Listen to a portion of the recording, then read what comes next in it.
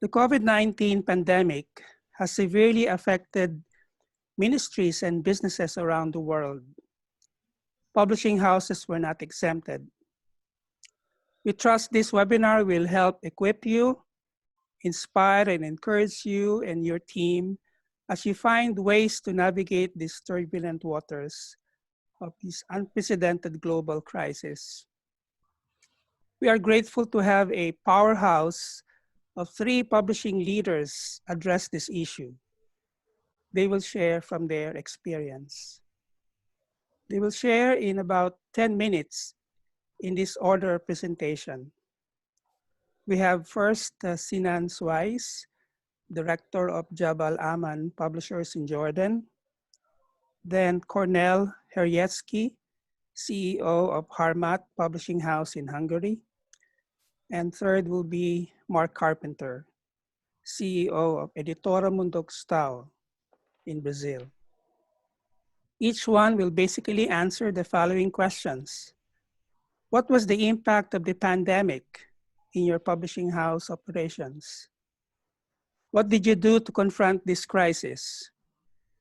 What lessons have you learned? And what is your advice to our global publishing friends listening at this time? So let us hear first from Sinan Sweis. Thank you for being with us, Sinan, and please start your presentation. Thank you, Ramon, and thanks for MAI for giving me this opportunity to share some of what we've learned over the past years, and especially during this pandemic and the crisis that it have affected us all in. I think the effect COVID-19 have affected the world in an extraordinary manner. And many of its after effects are going to be permanent. So it's not only this period that we're going through, but I think the effects will take the publishing industry in a different direction. I will try answering most of these questions through my presentation. I will share some slides as we talk. Let me share the screen. Okay.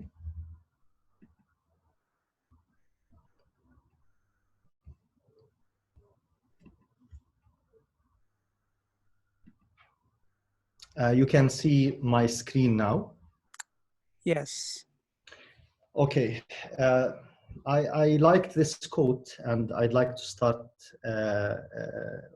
my presentation using this quote. The rapid changes that we're seeing in the way that consumers access content is accelerating many of the trends that we had been seeing for many years. Our response will determine the shape of the industry for decades to come. I believe that this is true in many ways. For us as a publisher, we've been affected drastically with what have happened in the past 3 months because March, April, and February, it does not represent only 25% of our annual revenue. As a publisher, it represents almost 35 to 40% of our annual revenue. Because during these months, we have a lot of educational fairs taking place in the region. We have also a lot of book fairs that are happening in the region. And book fairs in our region are not trade fairs as it happens in Frankfurt and in other places.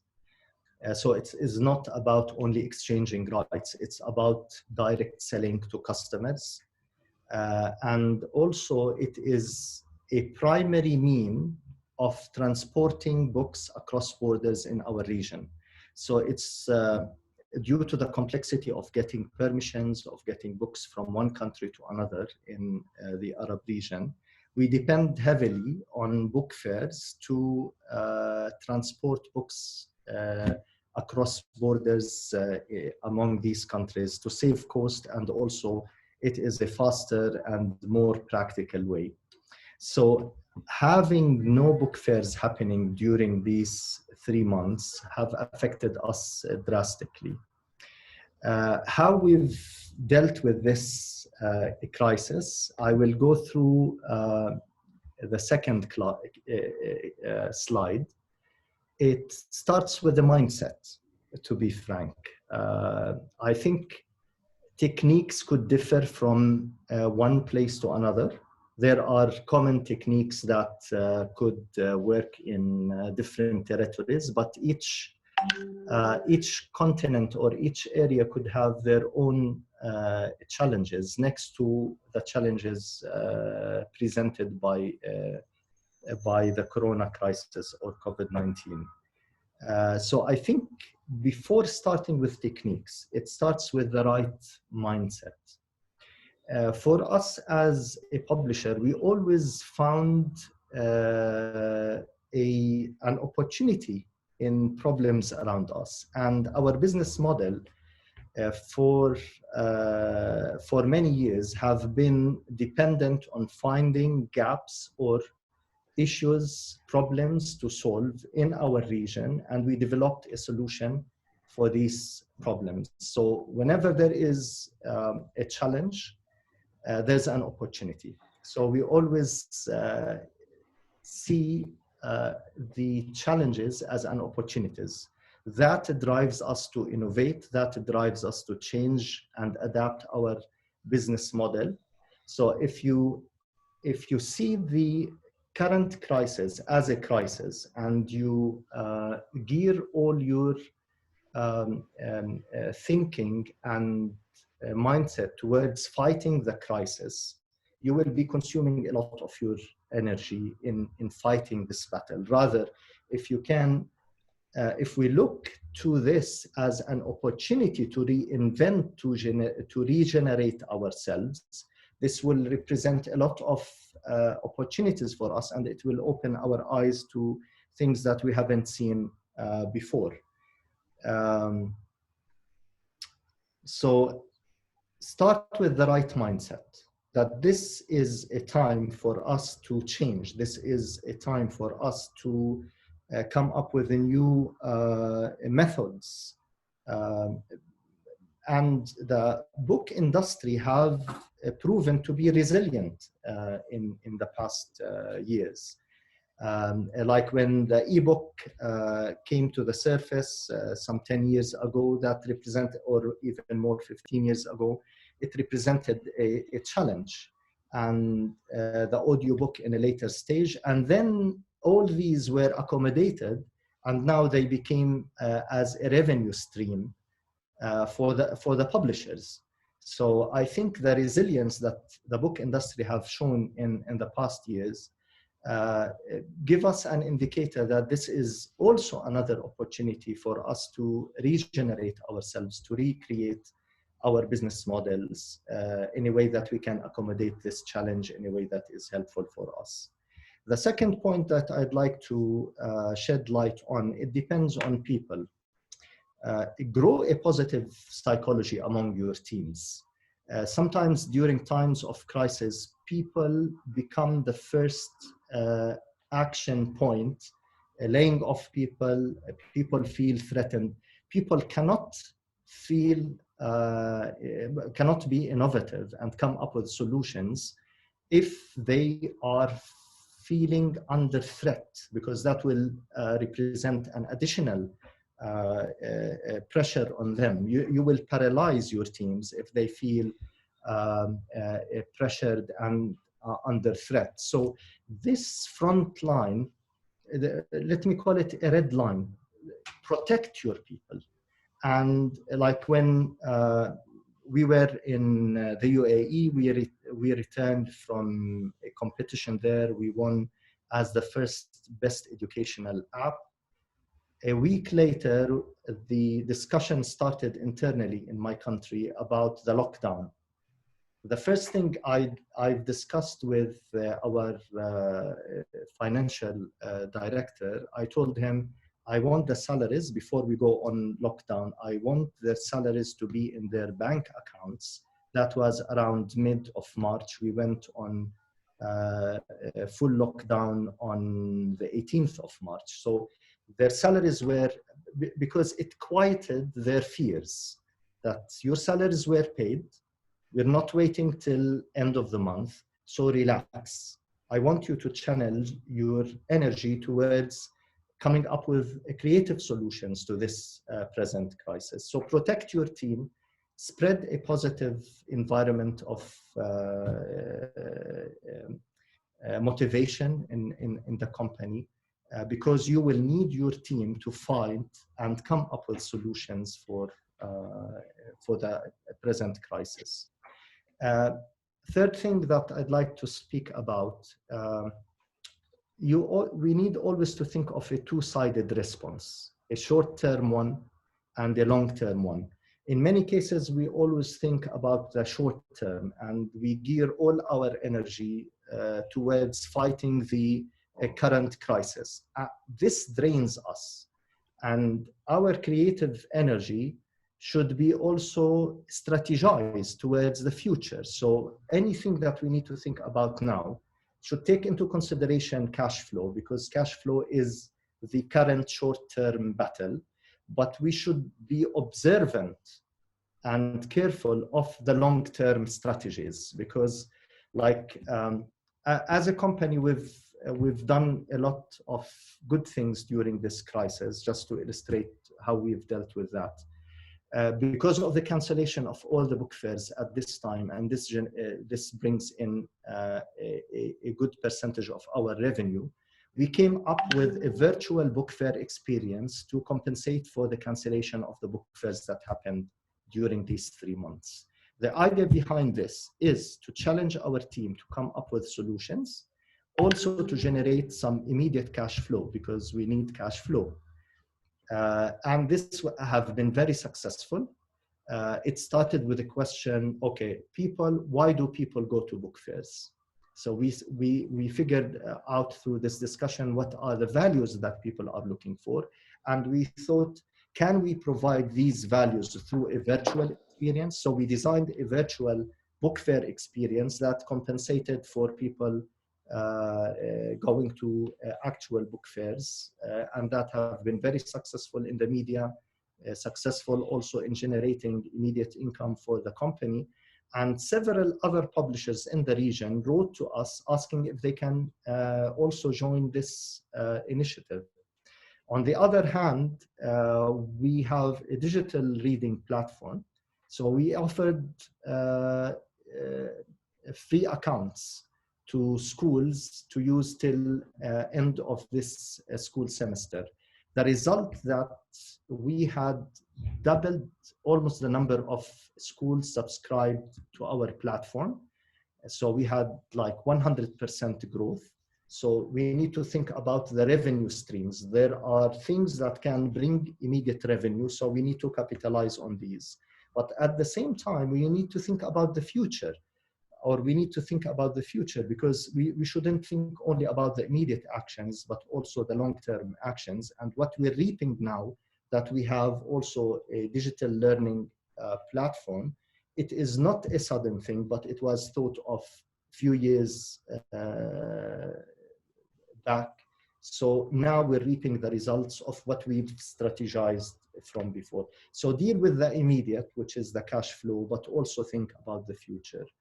And last thing that I'd like to say, let's also remember that we are not print book traders. We are content creators, and books or printed books are only means to deliver our message. The present crisis have forced us to think that our readers are looking to consume our content in new ways. And this represents a great opportunity, because for instance, digital media and analytics that is connected with digital media could provide a lot of valuable information about our consumers or about our readers that we have never ever dreamt of having such information before. So adopting new digital media ways will enable us to make better decisions when it comes to content creation and how to deliver our messages. And last thing I'd like to say, adapting is one primary skill that we need to have in order to cope not only with the present crisis, but also to move to the future. And thank you so much. That was very insightful, Sinan. Thank you so much. Deal with the immediate, but think about the future. Yeah, that's really very good. And I'm sure our participants are taking notes. Thank you. Now let's hear from Kornel Herjeczki, the CEO of Harmat Publishing House in Hungary. Greetings to everyone. Sinan, maybe if you could close your screen. I'm trying to stop share. Okay. Is it stopped now? Is it stopped sharing? Yes, yes. Yes, thank you. So greetings to everyone. What I was preparing, and I've given a title for this small presentation, is that survival kits for times like these. But rather I would like to share our own experiences. And these experiences is very subjective, so maybe there are publishers who are much ahead of us, but that's how we have gone through all these times. Just a minute. I'd like to give you some glimpse from Hungary. Our country has 10 million inhabitants, and about 2-3 million Hungarian-speaking people are living around our borders. And our country was not very severely affected by the virus, about 500 deaths so far, but the government's regulation were quite severe. Maybe the two is related.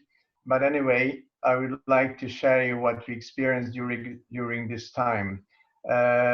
So our plans were just simply vanished when this whole situation started. Bookshops were closed.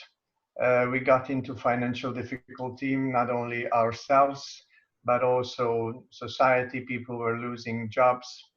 And there was a general feeling of fear, anger, and isolation. So I would like to talk each of the four issues, how we faced those. But before doing that, there might be a general response to this whole situation. In those days when this started, I was just reading James, and it was a big encouragement for them to read, ask wisdom from God to face difficult time. And also it is very good to think that it can bring good. So not only the difficult time, and also it's quite well known that on a company level, the difficulty can be looked as an opportunity as well. And if we adequately answer to these difficulties, it can result long-term benefits. So going back to these four areas, firstly, we faced our vanishing plans. We have to cancel all of our spring events. There has been book fairs, authors events, all just simply went away a day. Then we had to reorganize our cash flow. We postponed a lot of printing to save expenses. And also we had to reorganize our human resources. A number of our staff went to home office, and it was very good we were able to give them a job which could be done from home. And that was a time to focus on online marketing, online sales. It was a time to refresh our database and to deal with issues which we neglected in the past, like ebooks on audio titles. So the closed bookshops resulted in a situation that we recognize that until parcel delivery is still working, we should emphasize the online sales of printed books we had.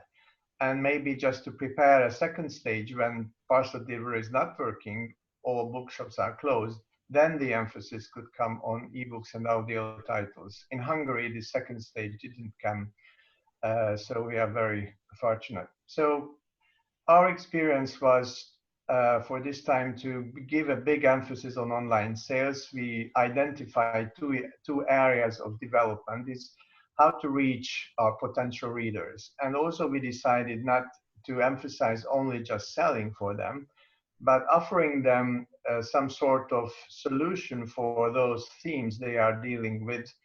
And of course, you know, in each case, the themes were related with one of our books.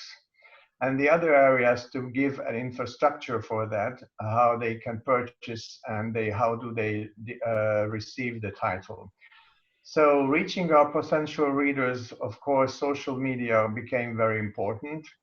People like or dislike Facebook, but that was very important for us. We did a lot of improvement on that area and also on Instagram. And the third area was like online newsletters, which we have always used, but we gave a new design to it. And we recognized that there is a lot to learn how to use those social media platforms. So we learned a lot from other publishers, how they are doing them. And we hired one or two professionals to teach us because we were just not simply had no enough time to just learn it from ourselves. So regularity, how to send out these messages and how frequent to do messages on Facebook or send out newsletters became very important. And also when they are sent out, we learned these are very important things, and also what to show. For example, pictures about that we are still living in the publishing house. This is a picture which was mostly liked by our readers, that we are making parcels for delivery. And also we get used to use praises of influencers and recognize that they are also promoted our titles on their own platforms, hashtags usage, and we generated dialogue by asking questions, and it all generated activity. And also recognize that small investments, if they are placed well, then can work well very much. The other area, if that somebody has raised the issue that they want to buy something, is that to develop our web page. We had one, worked quite well, but we recognize that there is some further place of development. And also we gave a free delivery service above certain amount of purchase, and it was very, very helpful. Maybe Hungarians are very keen to have that offer.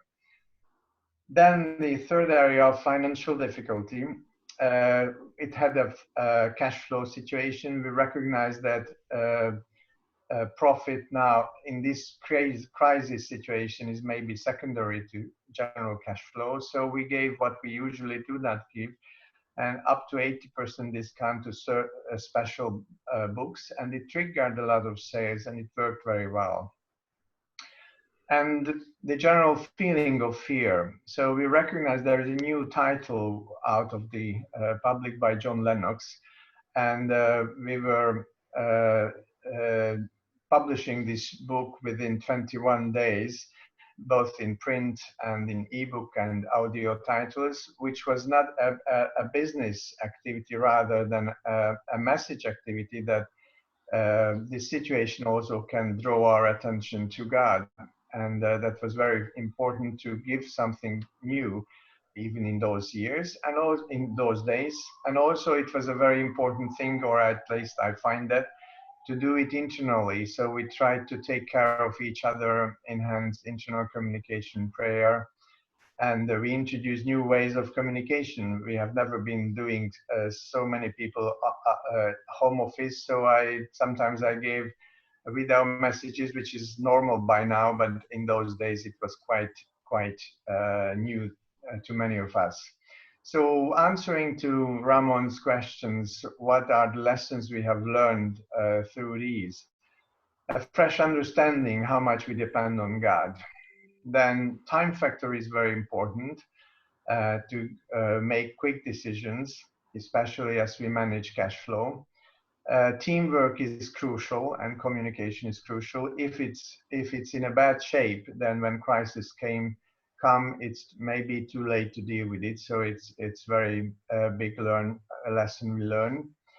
Also, the importance of online as we face future. Online, as we link to our customers, we reach them, we talk to them, and as we advertise, as we sell books.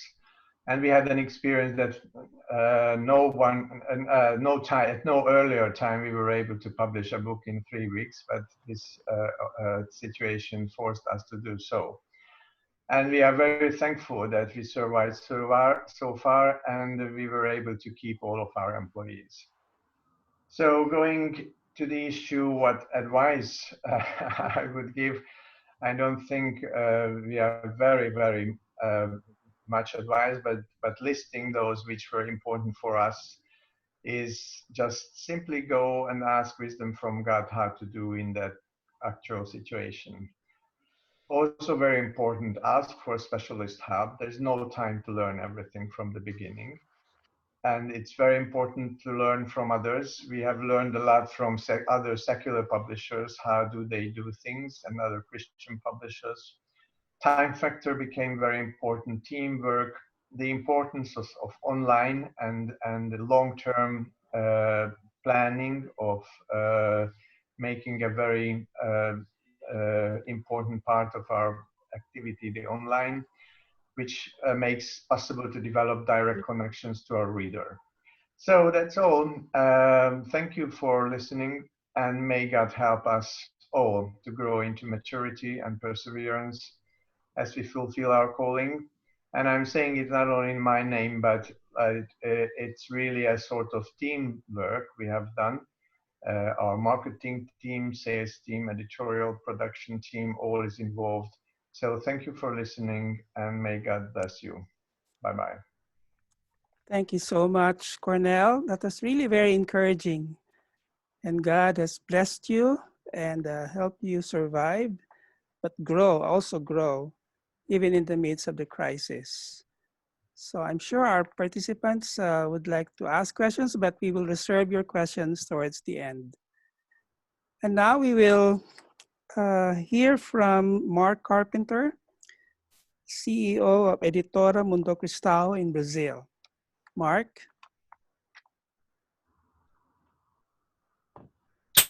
Yes, hello. I'm going to share my screen here as well. Let's see if I can bring that up.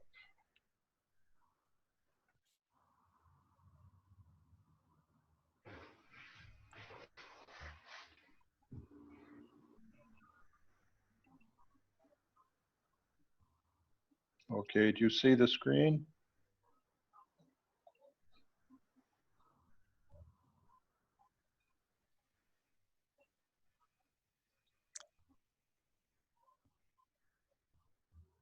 Not yet. Okay. Well, I'll keep working on this. You know, before the pandemic, many of us were already struggling here in Brazil. There was just the recession in Brazil that began back in 2014 has really taken a toll of everything involving not only the evangelical publishers, but the entire secular publishing area as well. And if I can just get this to come up.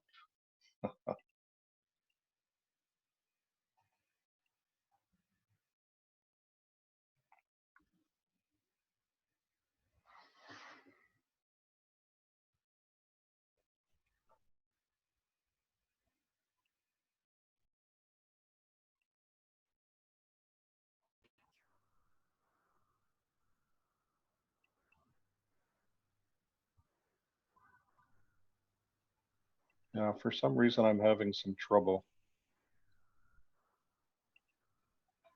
sharing my screen. So I will just work through this even without having the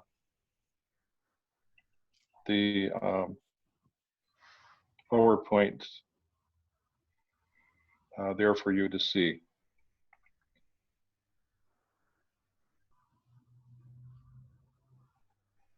Okay. You know, maybe we could take a few questions of Sinan or Kornel while I try to get my act together on this. Ramon, what do you think? That's a good idea, Mark. So yeah, if you have any question for Sinan or Kornel, please type in your questions using the Q&A or the chat box.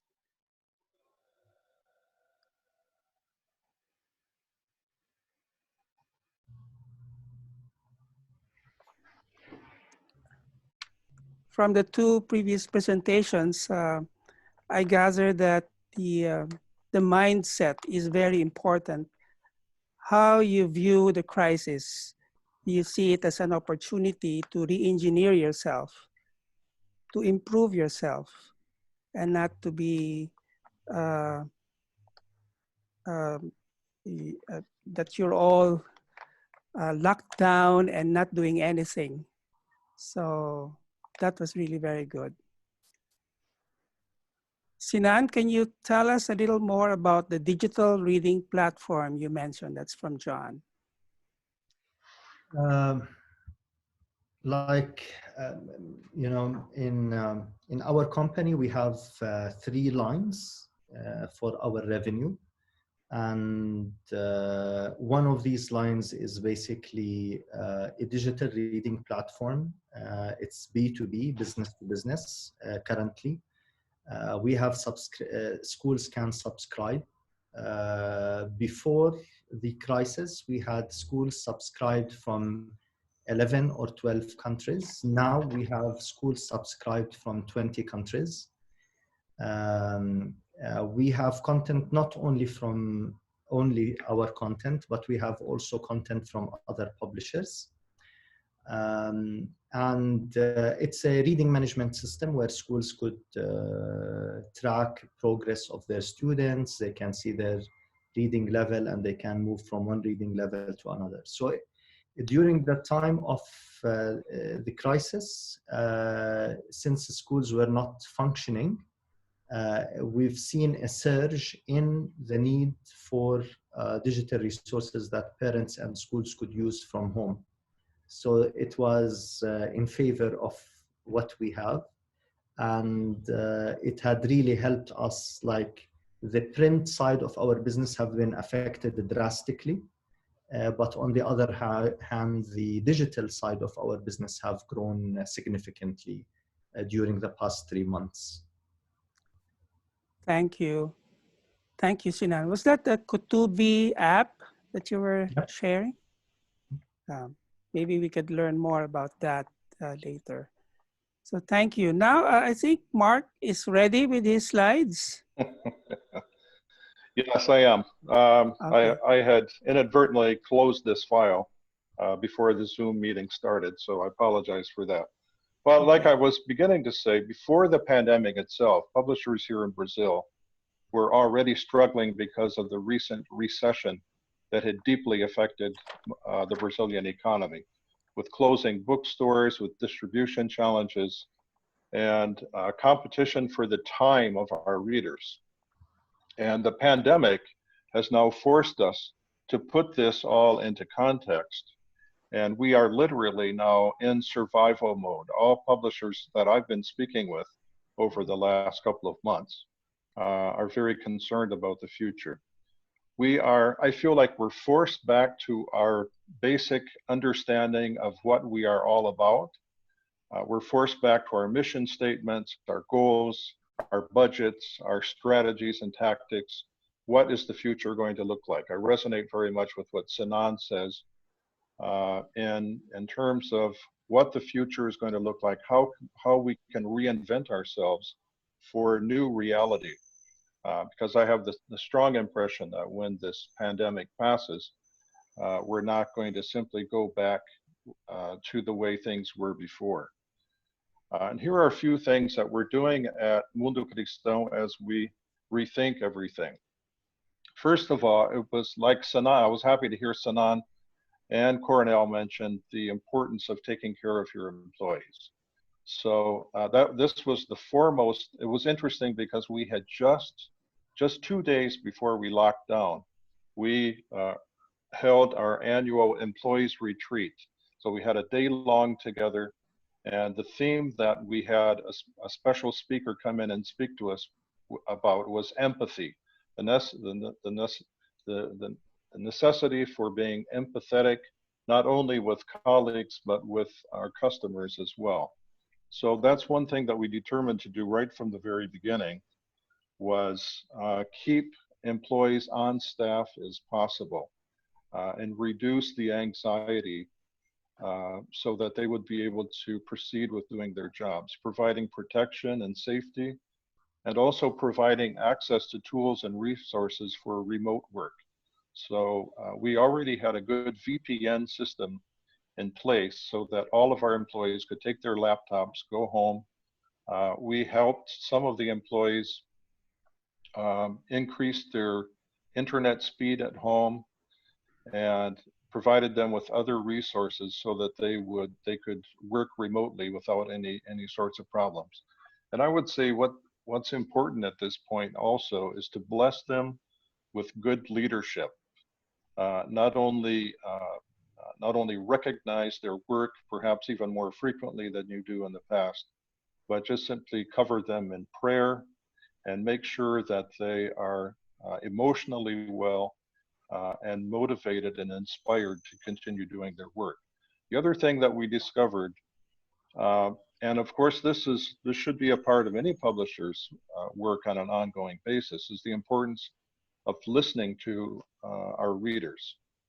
So right from the very beginning, we decided that we were going to use our social media platforms, Facebook, Instagram, and Twitter, to focus more on supporting and helping than on simply selling books.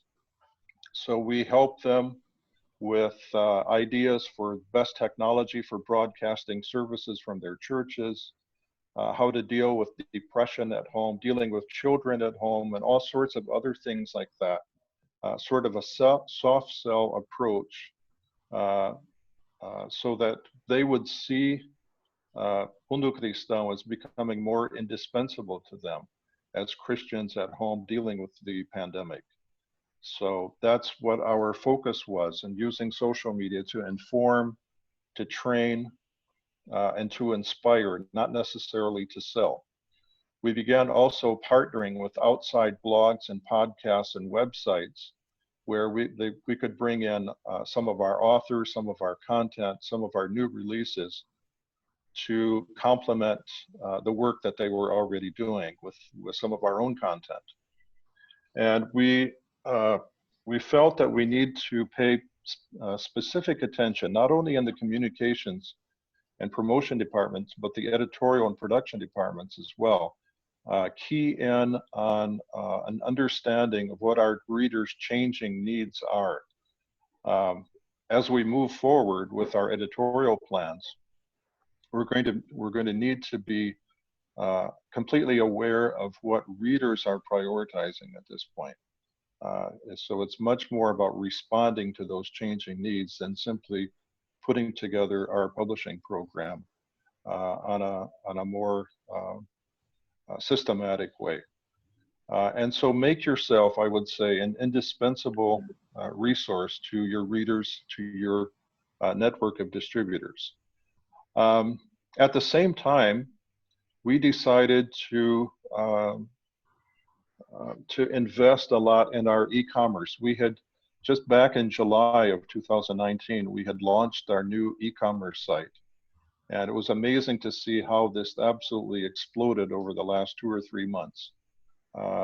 Sales have virtually doubled, and we are dovetailing the e-commerce with all of our social media priorities as well, and buying ads on Facebook and Google, leading people back to our websites, and investing in search engine optimization like we hadn't done before. So we have 2 dedicated websites, business to consumer website, which is the focus of much of the activity right now. And then also within the next 2 weeks, we're going to be launching a new business to business website so that our traditional distribution channels and bookstores can begin buying online and a dedicated website built specifically for them. One of the things that we have done years ago was to outsource our warehouse and logistics. And I'm glad that we had done that, and I would encourage others to consider that because I know that many publishing houses had difficulty in managing their own warehouse, managing their own shipping and handling because of lockdowns. And so we were able simply to depend on our partners who already do this for us. As we looked at the challenge, at the cash flow challenges, the financial difficulties that we know are coming, we of course cut all possible expenses, and as I mentioned before, retaining employees if possible. Be prepared to offer extended terms to customers. Right away, that first week of lockdown, we received over 25 telephone calls from different bookstores and distributors asking us for extended terms on purchases that they had already made. And then on the other hand, we felt we needed to ask all of our suppliers, everything from printers, but even right down the line with everything that we purchase on a monthly basis, all of those suppliers for better terms as well. One thing that is available to a number of publishers in different countries is to seek government support, either for covering payroll or for covering other sorts of activities within small or medium businesses. So whatever you can do to maybe even enlist the help of specialists to seek government support, and outside of the government, other grants as well from foundations and new revenue sources will go a long way, I think, to offsetting some of the difficulties. One of the things that we decided to do also was to reduce new releases. We had a number of new releases scheduled monthly through the end of this year. We decided to reduce those simply to the ones that we felt had the best sales potential at this point, and reducing print runs as well, so that that would help in our capital, on our cash outlay. One thing that we did and continue doing is to take advantage of technologies to keep employees connected. All of our employees are at home except for 4 or 5 that are at the home office, keeping up the support services. And so we're in constant contact with each other. Keep talking to each other. Each one of the departments report back on how the dynamic is working between the managers and the employees, using Zoom, using Skype, using Google Hangouts or Microsoft, whatever it happens to be. Keep connected also to your networks of followers. This is something that we do several times a day, using Facebook, Instagram, and Twitter primarily to keep connected to what is happening with our readers, how they're reacting, what their comments are, what their demands are, what their feelings are at this time of the pandemic. Also, we have made full use also of print on demand and short run capabilities, the new technology surfacing there with some of our partners in order to keep some of the costs down. I would say that one of the things that, as Sinan mentioned, as Kornel mentioned also, the necessity for rethinking your business model. We have concluded that in these times, cooperation is more important than competition. We're talking with one of our competitors now about starting up a new line in which we would cooperate and turn a competitor into an ally. It's a good time also, I would think, to revisit your mission, your vision, your values. We did this as a team recently, decided that our mission is still applicable and relevant. So was our vision and our values. We decided not to change anything. But on the other hand, we need to keep sensitive to the ongoing changing needs of our audience. So in our case, we decided that we needed to look very clearly at what our publishing house is all about and decide what is permanent and what is flexible.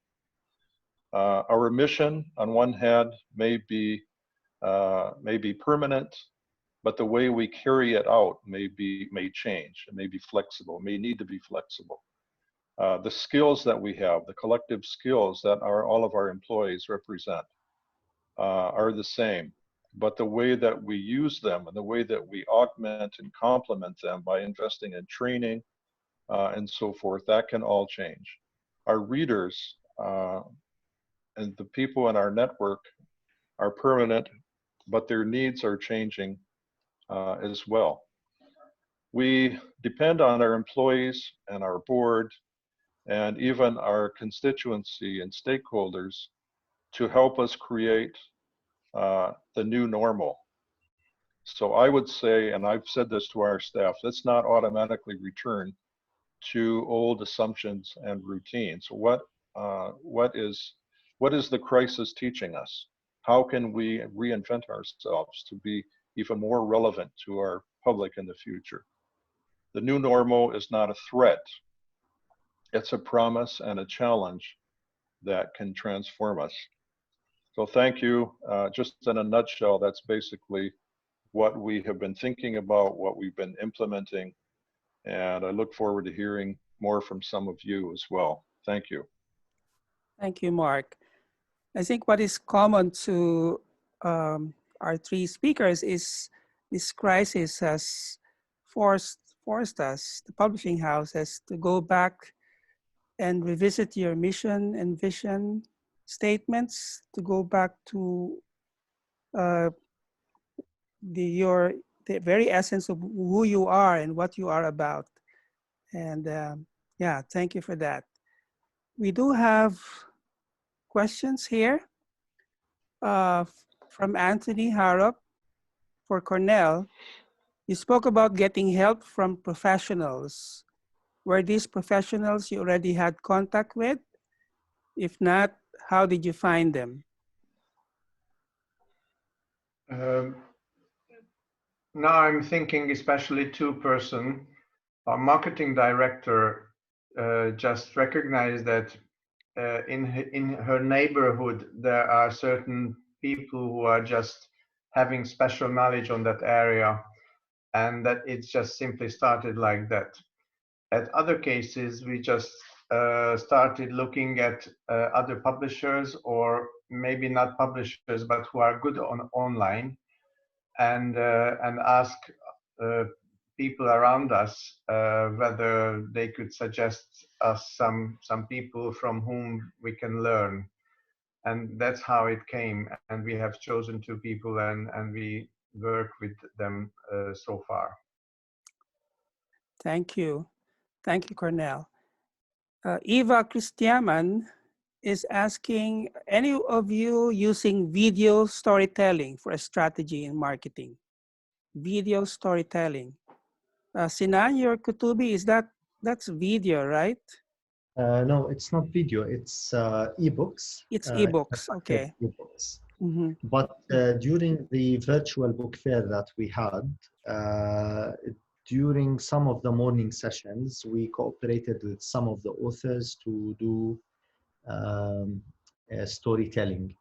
And it was good because during the morning time, parents sometimes are looking for activities for their children, especially during the weekend. So we organized that during the weekend that came during the time of the book fair. Okay, thank you. Inge from Tanzania is asking, how did you manage international sales and payments? Did you also sell internationally aside from local market? And how did you manage it? Anyone from our speakers? Was there export And sales? Mark? yes, in our case, as a publisher in Brazil and publishing in Portuguese, we sell to other Portuguese-speaking peoples and nations around the world, like Portugal itself, like Angola, like Mozambique, and to expatriate communities in South Africa and even in the United States and Japan, where there are Portuguese speakers who live. All of this continued normally. Our sales overseas are just a small portion of our overall sources of revenue, but we didn't encounter any difficulties so far with that. Okay, thank you. Bernice from Singapore. Kornel, does Harmat distribute all your books or do you use a distributor? We do both.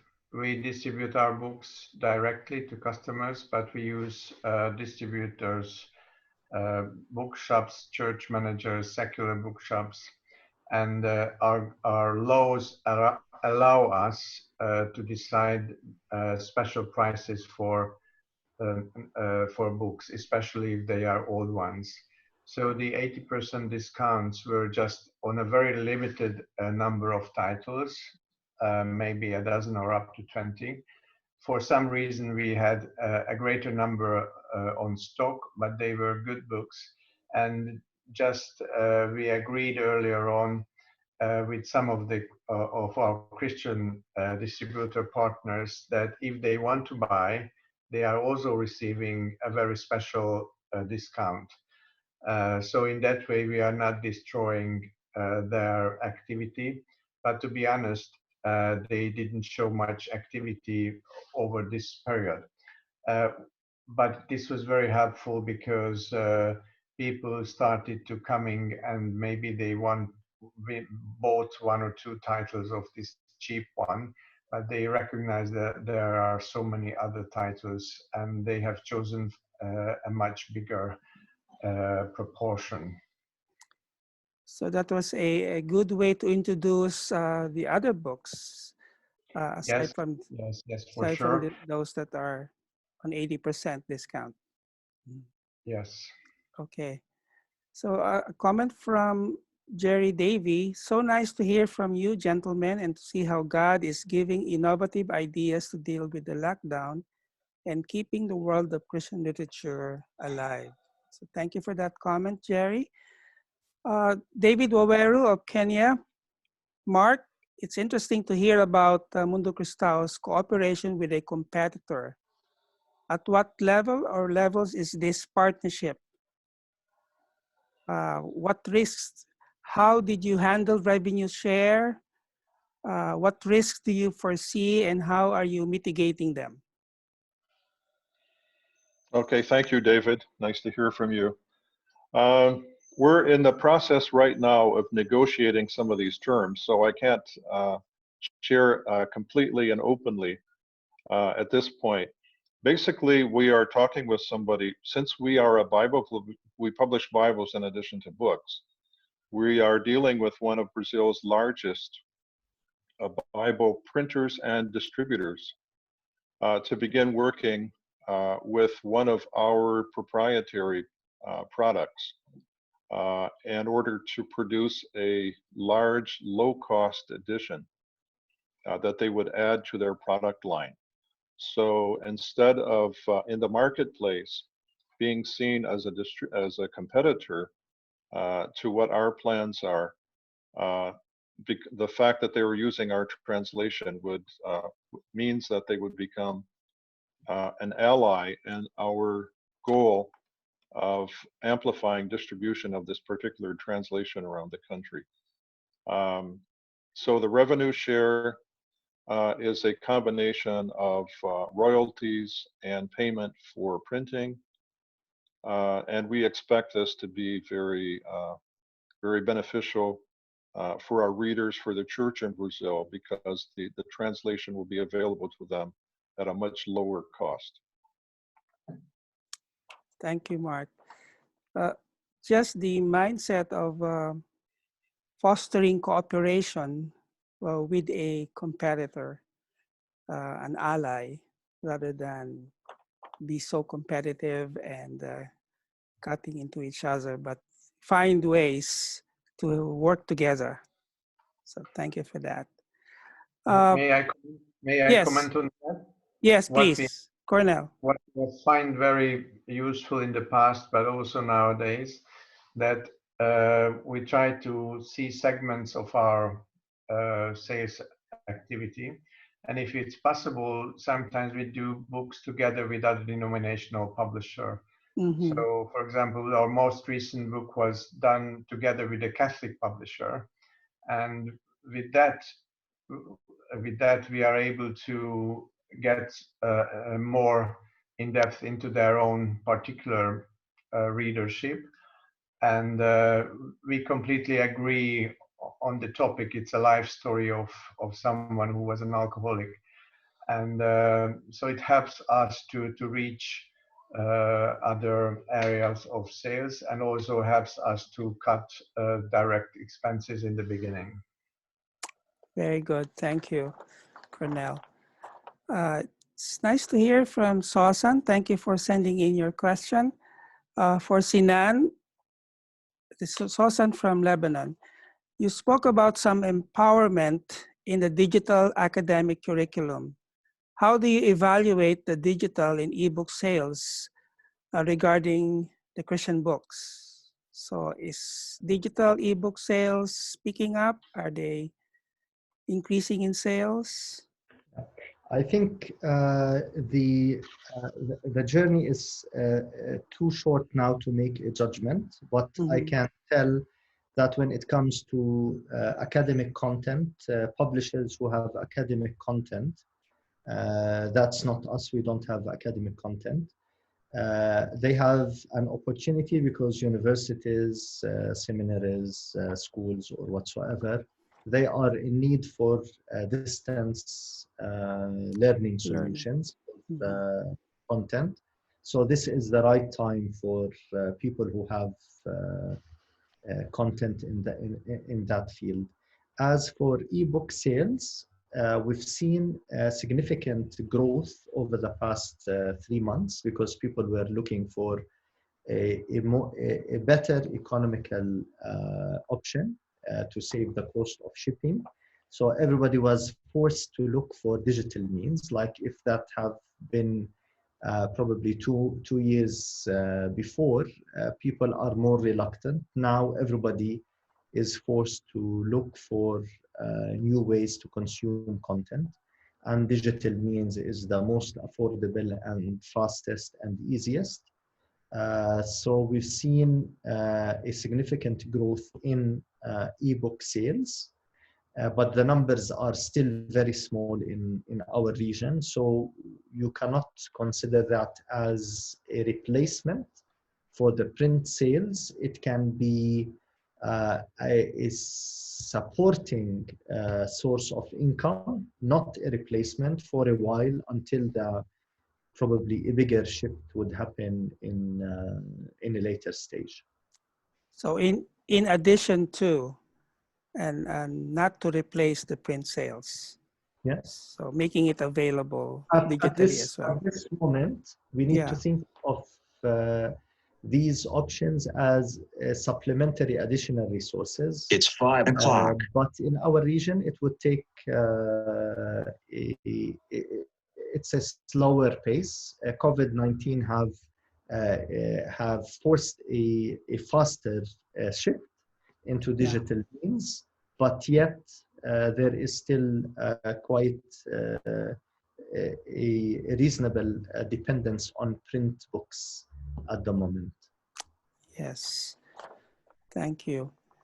A comment from our sister Muthoni Omukango from Kenya. It's great to hear about how publishers are adjusting to the season. I agree that things might never go back to our usual normal. So wisdom is to evaluate and adjust our publishing ministries accordingly. Thank you for that comment, Muthoni. David Wawero has a follow-up question. Thanks, Mark, he said. All good wishes in the venture. And Sinan, is the reading management system proprietary or cloud-based? Would you give us an idea of how long it took to build it and what costs are involved? It's a complex system. We've built that, like, this is the third year of using this system. So this is the third school year. But the journey of the product is 5 years. Like, since we thought of it and we started implementing, etc. It's a 5 years journey. That's the reason why I spoke about short term and long term. Sometimes we're swamped or taken by the immediate, and we forget about building long-term strategies. So it is important to think about the sustainability of our work. And it is important not only to think about the immediate, but also to think about the future. So any solutions that we should think of now, it should not be just adapting to the current situation, but also foreseeing the future and the changes that happen. I encourage all publishers to explore the digital side of their business. It should not be a threat. It should be a complementary side of their business, and it complements their work. The future is going in that direction. I always say, you know, many people, when they consult with me about educational projects, they try to imitate like when they do the ebooks, they do it, you know, with this kind, you know, the flip, or you feel the sound of paper flipping. That applies to our generation, but if we want to make a shift, especially in media related to the younger generation, that is not anymore. Flipping pages is like that. It's not like that anymore. Yeah. So we try to use technology and adapt technology to the past. I think we should adapt technology to the future rather than adapting it to the past. I know this is a generic answer. I haven't answered the question because it is also very broad. It depends on what kind of solution you'd like to, like the solution that we have, it have assignments, it have a tracking system. It is a more of a management system, reading management system, rather than a simple app, simple reading app. Thank you. Yes, those are very good questions to ask yourself as you develop something like a reading management system. Vionata Lenkong is asking, thank you for sending your question to Mark. Mark, could you give more specific examples about changes that you make in the way you carry out your mission and the way you use your collective skills? Yes. Traditionally, we've been all about book publishing, about print book publishing, and then more recently, ebooks as well, over the last 10 years or so. One of the things that we have discovered that is very close to what we are doing is audio production as well. So we have just finished a complete audio recording of the entire Bible, which is now going up on a number of the local platforms in Brazil, as well as Spotify and Deezer and some of the other audio platforms.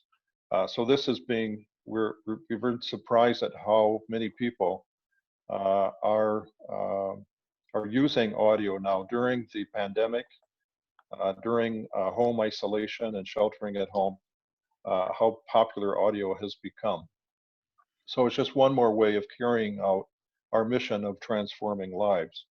Another thing that we're beginning to do is partnering with some outside, even secular publishing houses in publishing special editions of some of our books, and in helping us get some of our books into national retail spaces that had been closed to us.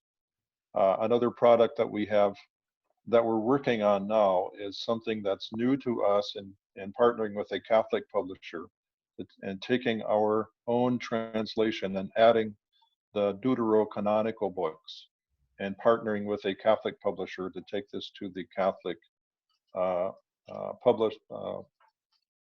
readership here in Brazil as well. As far as the development of other skills, interestingly, our human resource department, one of the first things that they began doing, the manager of human resources is a seamstress. So right away she began sewing masks, which is way out of her normal job description. But she sewed masks for everybody, and we sent them out by mail to everybody, which was a very real and tangible expression of care for the employees, in addition to all of the other things that she does. But then other new skills that we're developing, some of our employees are taking courses right now and developing the ongoing and future success of our e-commerce platform, which is doing very well. We just felt that there were more skills, more training necessary in order to do that. So I think that most of it is just simply a reaction to what we see our readers needing and wanting from us. Yes, thank you. Thank you for the reminder that we need to be expressing our care and concern for our employees, especially at this time. Gladys Doranila from the Philippines. Hi, Gladys. This is for Sinan. How did you go about your virtual book fair? Is there a specific platform you used, or you have your own platform you created for your virtual book fair? Actually, we've built a simple platform, and it was built in-house because we were in full lockdown. Now we're back to working from the office because the situation in my country have stabilized and it is generally under control. But we're taking some health actions to make sure that to protect the safety of our team. But it was built in-house by our digital team, because we have a digital team as well. And it's a simple thing. Sometimes we call it an MVP, minimal viable product, to test the market, and it was successful. So sometimes you don't need to invest a lot in an idea that you're not sure yet if it's going to work or not. Now we feel more encouraged if we want to use more professional help in developing this further. And this is one of the ideas that we're considering for the future, to invest more in developing this idea. But the initial stage that we've created it all in-house. And you don't need very advanced technical skills to develop that, because there are lots of platforms or web builders that you can use. So if you have some tech-savvy team, they can use the existing platforms and build a website or an e-commerce site without being specialized developers themselves. I must commend you for acting immediately and to harness whatever is available. And you have skills in-house to be able to develop a virtual book fair. So thank you for that example. From ACOS to all the panelists, what measures have you taken to protect the health of your staff? Anyone I can go. I can take up on that. Yes. Right from the very beginning, we had about 85% of our staff go to home office. We made sure that they had all of the resources that they needed, and gave them all of the instructions that they needed also to keep themselves healthy from working from home. But we still had a few employees that did come into the main office because of support services, because of computer services and so forth. So we have a weekly cleaning that happens there. We have an outside company that comes in every Saturday, does a thorough cleaning of everything. We insist that everybody wear masks. Some of the employees were depending on public transport, and so to save them from the risk of contamination there, we're paying for Uber for all of the employees who used to use public transportation, those sorts of things, so that you know, we're doing whatever we can and whatever we feel is possible to not only make them conscious, but act to protect not only themselves, but people around them as well.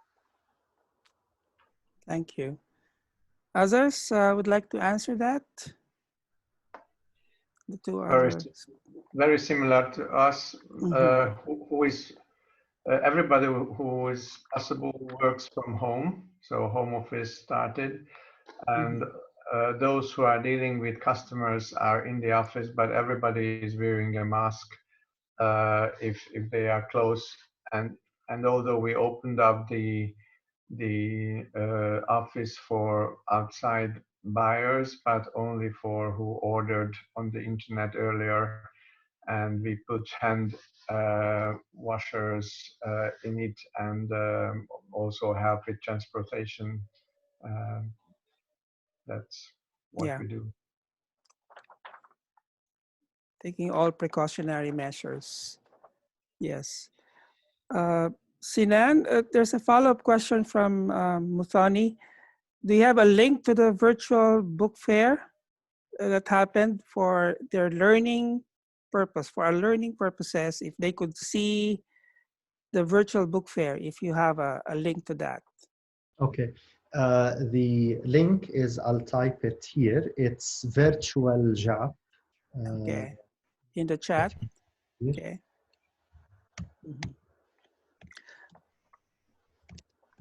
By the way, if you enter, if you enter now, because we tried to model the actual experience, so now it's closed. Okay. Oh, I see. I see. So, yeah, if you enter, you will see that it's closed because we ran that for a week. And there was also a cultural program related to it. So every day we had sessions related to our books, etc. So now it closed, and it shows that the books and the orders are in their way to the customers. And it shows like a general overview of the people that have participated as speakers in these sessions, as authors or facilitators. Okay. Thank you. David Waweru is also asking, Kornel, are direct sales to end consumers affecting your relationships with your channels of distribution? Are you selling at the retail price or discounted prices? Yes, right from the beginning, we had sales directly to the end customers. And usually we are giving to individuals about 15 or up to 20% discount if they buy it on our web page. What is a change now is that this activity was much more enhanced. And yes, there are some tensions with our distribution channels, but bookshops are receiving much higher discounts, so they can't complain. And some other, and we, in some way, we can complain that, to be honest, they are not doing enough marketing activity, and the publisher has to, in some way, act instead of them. And we, in some way, we have to reach the end customers because the bookshops are actually not doing that. Unfortunately, they are not interested because they take the book, in most of the case in Hungary, on consignment, and they do not sell, do not buy, and that makes us free to be active, to raise interest on the end customer, and sometimes sell them directly the books. remembering that we are content providers and we have to reach our customers, our readers, with the helpful content that we provide. Tim Welch is asking, she's from a point of view of a smaller publishing house, what steps can a small non-English speaking publisher with only 4 or 5 employees do to better develop ebook, audiobook, and e-commerce, especially when those employees are not at all technologically skilled? So the challenge of these new technologies to a small publishing house, how can you develop this digital publishing with your not so technologically skilled staff? Any of you would like to venture into answering Tim Welch's question? Maybe sometimes the idea is not about human resources. It's about how to utilize the resources that you have within your company or within your circle of contacts. So maybe for us, we didn't need the specialized help in ebook. We asked our designers to find a way how to change these books into EPUBs. Before that, we used to depend on external resources to convert our books into ebooks. Now we thought this is a primary function in our company, so our team needs to learn to do that. And we started doing this in-house. So this could be the in-house designer, if you have a designer, or the designer that usually does the layout for your books. You can ask them to find a way how to convert, and that's not a difficult thing. When it comes to audiobooks, also look in your circles if there is anybody that have a small home studio or etc. And you know, within your contacts or within your congregation or network of people that can record, they can read well, and they can record. So sometimes these people haven't explored this before. So this could represent an extra cash for them, and it is cheaper than using expensive skilled resources. So this is in one way extra source of income for them. It is cheaper for you, and there's no need to do it very, very professionally from the beginning. So a good recording could be a good start to start with, until you're more established and you have more revenue coming from this. Especially audiobooks are expensive to produce, not like ebooks. So start simple with the resources that you have. Very good answer. Yes, I would add to that. If you're just a small publishing house with limited resources and limited staff, don't be afraid to look outside for outside advice. One of the things that benefited us a lot as a small publishing house years ago was to join publishers associations in a publishers association in our own country as a way to network and get close to other publishing houses. And then I would say, just don't be afraid of asking for advice, looking at what others are doing, model yourselves, set up benchmarks for amongst other publishing houses of things that you might do. And frankly, there are many, many resources available right now online, whether they be tutorials, even YouTube tutorials, courses, books that you can read about how to do this. A lot of the skills involved and these seem to dovetail with the skills of people in the production area, and the production and the manufacturing or editorial area anyway. So I think that there are a number of things, number of steps that you can take, even without having people full-time on staff responsible for ebooks or audiobooks. in order to begin producing some initial products at that stage, and without having too much of an investment. Thank you.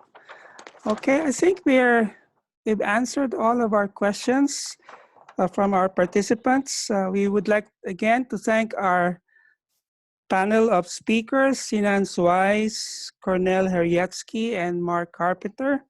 Thank you for the generous sharing of your time, of your insights and encouragement to our global publishing friends who have joined us today.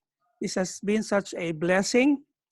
We really appreciate your helping us and your giving your sharing from your experience and words of encouragement. Let me just say that Kornel Herjeczki and his team at Harmat will host the staging of Lit World 2021 in Hungary. So please mark the date, October 24 to 29, 2021, Lord willing.